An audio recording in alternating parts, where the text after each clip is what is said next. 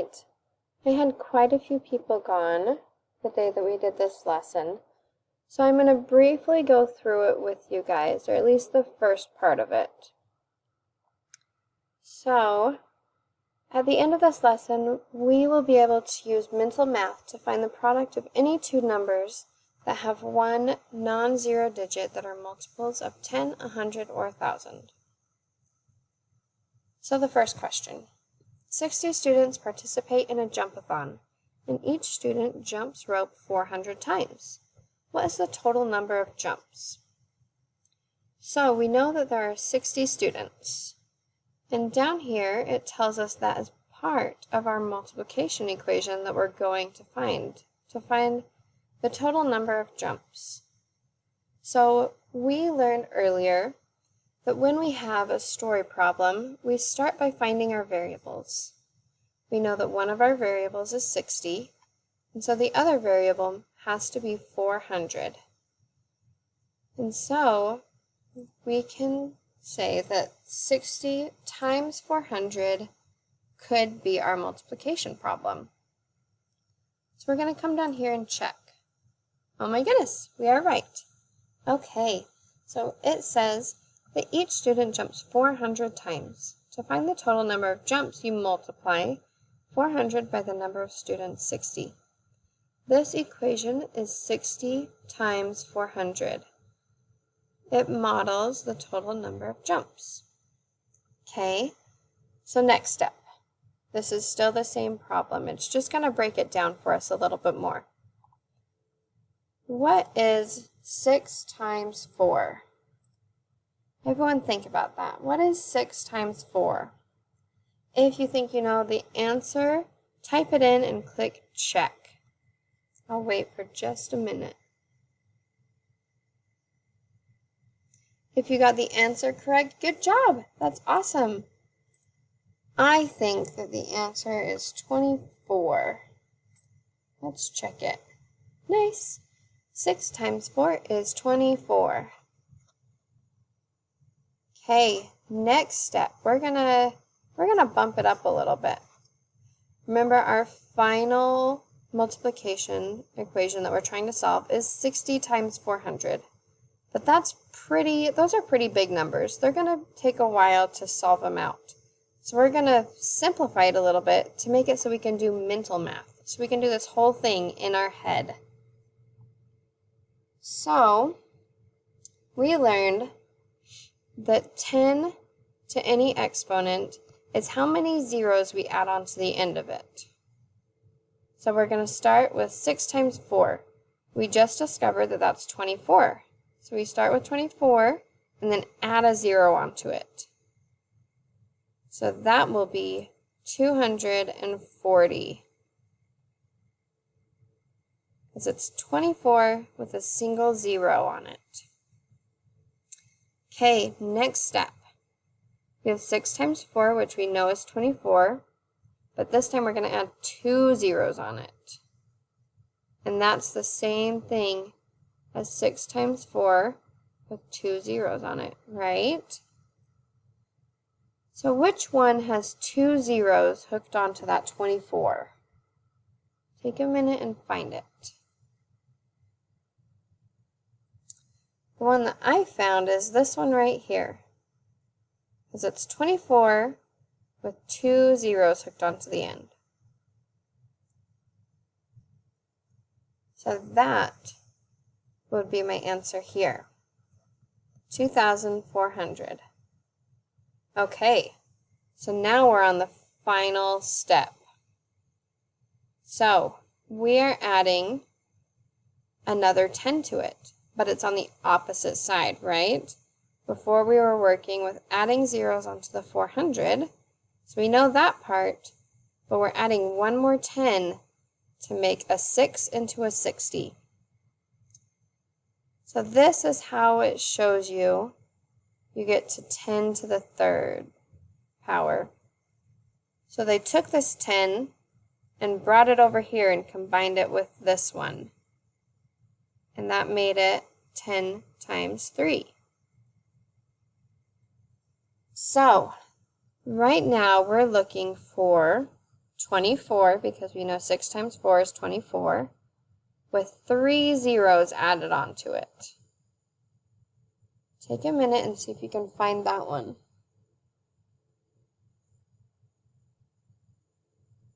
The one that I found is right here, 24 with 3 zeros on the end. Now let's check and see if we were right. Nice, 100% on that one. Great job, guys. That one is breaking it up for us. So what is the total number of jumps? Take a look up here. Which one do you think is the total? Which one solves our original equation of 60 times 400?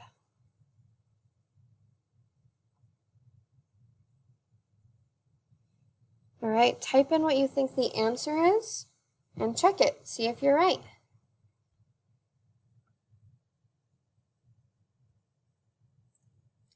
I think that the total number of jumps is 24,000, because that's our final answer right here. Oh, good. We got it correct. All right. Next, we're going to go to this turn and talk. So the question that it's asking us is, what is the relationship between the number of zeros in the two factors and the number of zeros in the product? So remember that factors are these numbers right here. They are the ones that we're multiplying together. The product is the final answer. So what is the relationship between the number of zeros in the two factors and the number of zeros in the product? It might be helpful to write out the entire thing. So you can write out 60 times 400 is 24,000.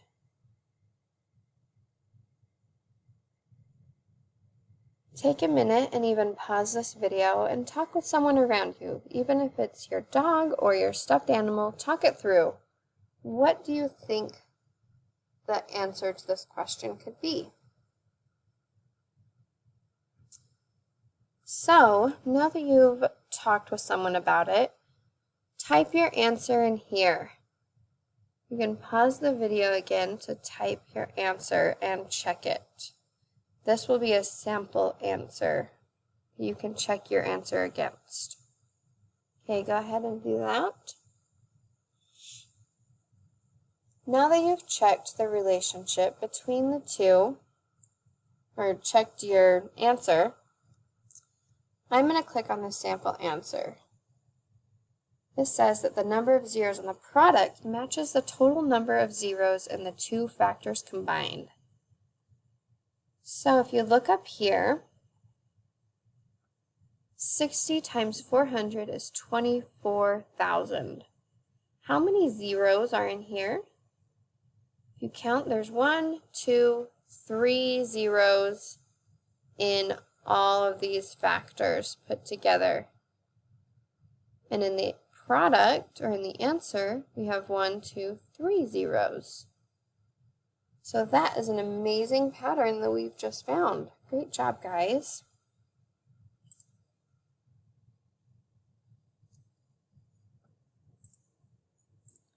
Okay, next we're going to come over here.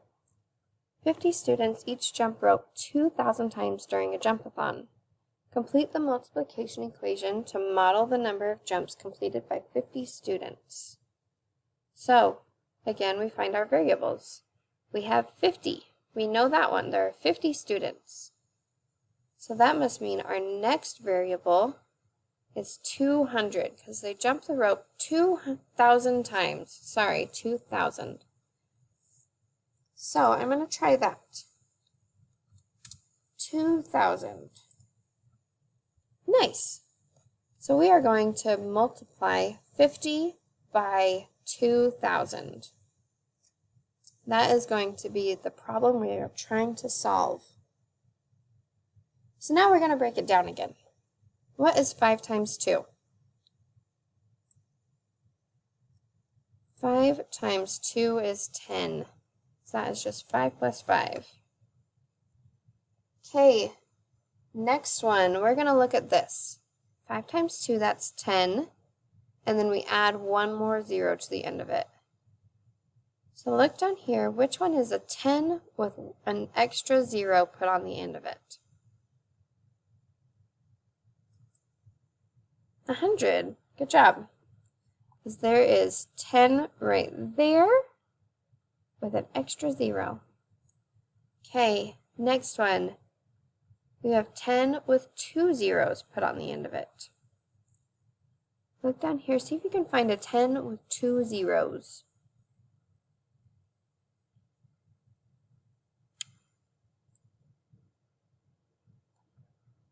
A 1,000.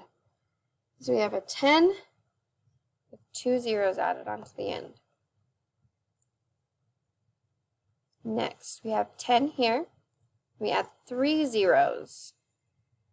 Look at the pattern. See if you can figure out which one is next.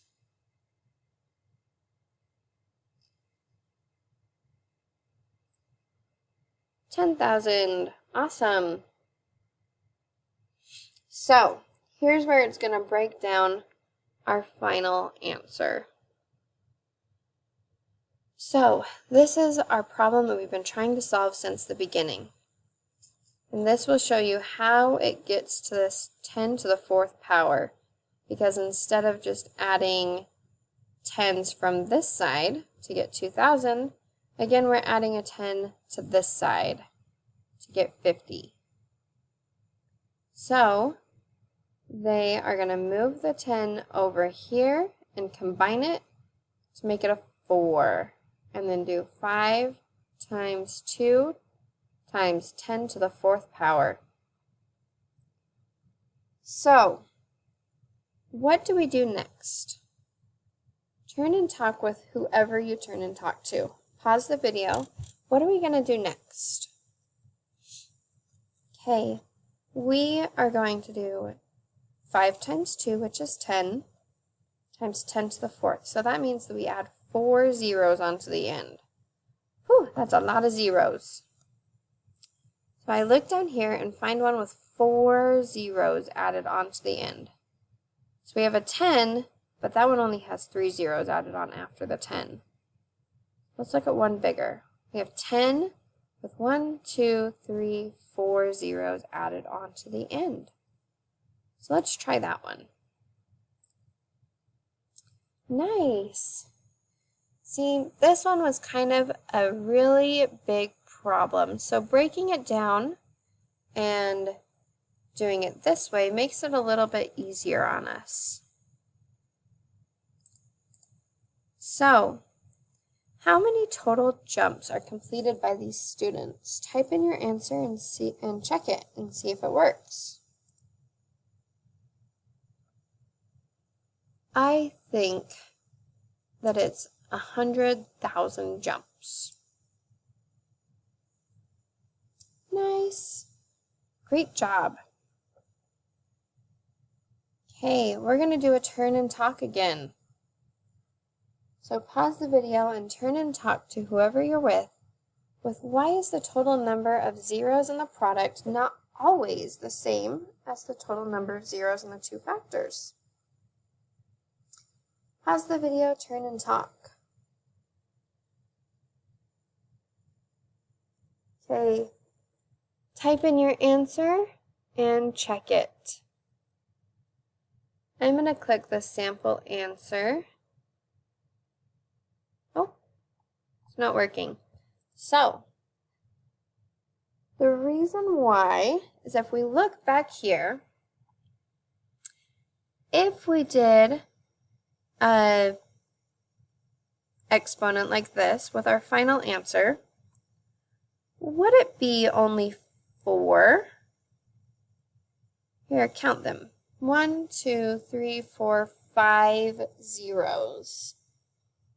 So wait, there's only 4 zeros up here, so why is there 5 down here?